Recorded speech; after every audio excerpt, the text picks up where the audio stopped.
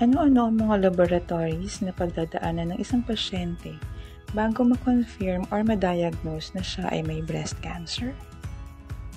Ang diagnosis ho ng kahit anong cancer ay base sa biopsy.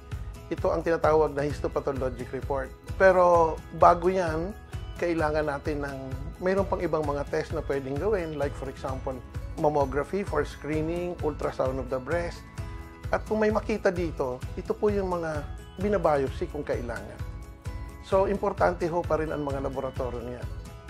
Aside ho from the mammography and the breast ultrasound, napaka-importante rin for screening ay yung i-examine ng breast. Self-breast examination kung tawagin.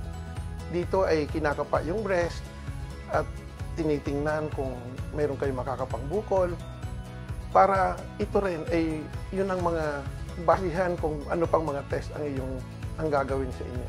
Ang breast examination ho ay pwedeng self-breast examination or pwedeng examination ng doktor. So kung sa palagay nyo may makakapa kayong bukol, kailangan yung kumonsulta sa iyong doktor. At dito sa St. Luke's ay bukas kami dito sa Cancer Institute na kayo ay tulungan.